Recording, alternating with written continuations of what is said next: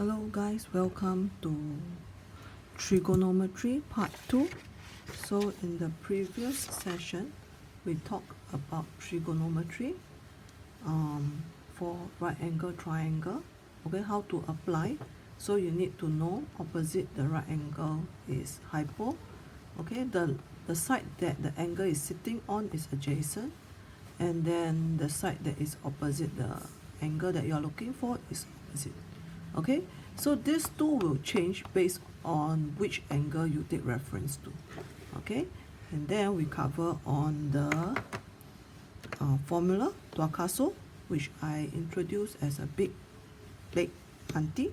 Okay, so using this you form up the formulas. Okay, and then based on this explanation, I have illustrated to you that if it's an acute angle, all will be, this part will all be positive. Okay, if it's obtuse angle, then only sine is positive. Then if it's fall under this quadrant, which is 180 to 270, tangent will be positive, the rest will be negative.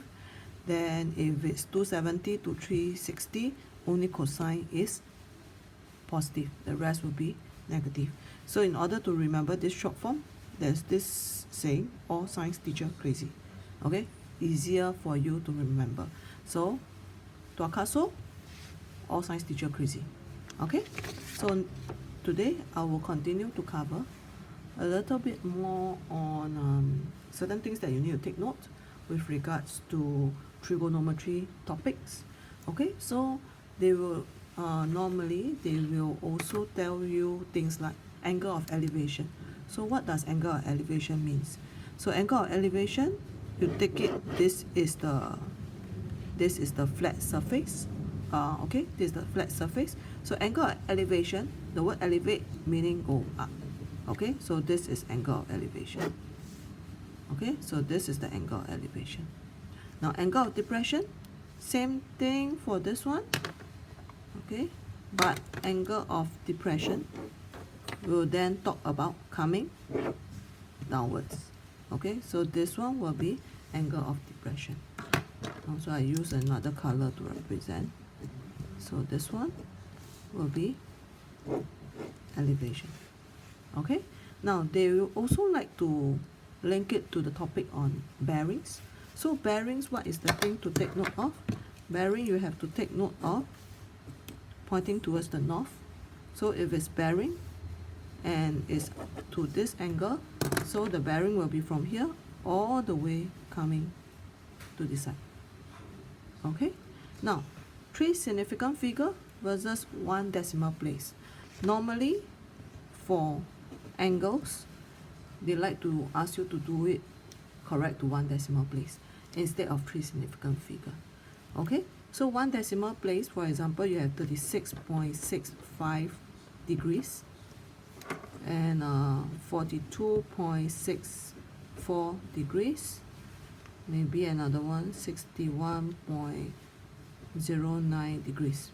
Okay, so correct to 1 decimal place. In this case, we'll look at this. This is 5 and above, we round up, we add 1 here, so it will be 36.7 degrees, 1 dp. Okay, make sure you write down bracket 1 dp. 42.64, 42 point, this is the number that we want to retain. We look at the one next to it, is 4. 4 is actually less than 5, so we will not add 1 to it, so it will be 42.6 degrees. Okay, this one 61.09, 61.9, so you add 1, so it's this one. Now what if it's 53.04 degrees? So it will be 53 point, this is 4, so you round down, 0.0 degrees, bracket 1 dp. Take note, you make sure you write down 0.0 because you correct to 1 decimal place. So you need to tell them that you actually corrected to 1 decimal place and that this decimal place here, the value is 0. Okay, now next thing relating to trigonometry, which is the non-right angle triangle. So we know that finding area of triangle, if it's a right angle triangle, okay, very easy. We know that this is the base, this is the height, okay, or even if it's a non-right angle triangle, we can have this imaginary height here. So this part will be the base. This is what is covered in primary school. This part is the height. Okay, so area of triangle is actually half times base times perpendicular height. Okay, so this is what you have learned in primary school. Now, what if you do not have the perpendicular height? Then what do you need? Okay, so if it's a non-right angle, oh, sorry, I draw it, looks like right. Okay, so if they want you to find this shaded triangle, for example, but they do not give you this right angle height, but instead they give you this XCM, YCM, ZCM, okay, they give you this, and they give you angle A. Okay, so you can apply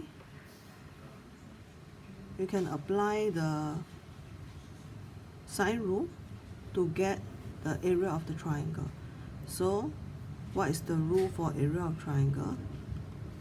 Area of triangle will be equals to half, we call it half AB sine C. What does the AB means? Meaning to say the two length that is enclosing that particular angle.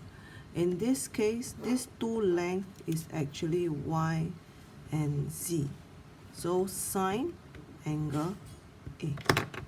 Okay, so if you have angle B instead, then your area of triangle will then be half XY, because XY is the two length that actually that the angle B touches. Okay, that forms angle B. So it will be half times X times Y sine angle B. Okay, so you get the picture. Then what if it's this angle? Angle C. Okay, so area of triangle equals to half. Angle C is formed by side with XCM and the other side with ZCM. So it will be X multiplied by Z, okay, sine angle C. So all these three formulas, or I would say this formula applied to three different angles, they will all give you the same area of triangle. Okay, so which angle do you use and which length do you use depends on what information is provided to you in the test and exam. Okay, now after this I will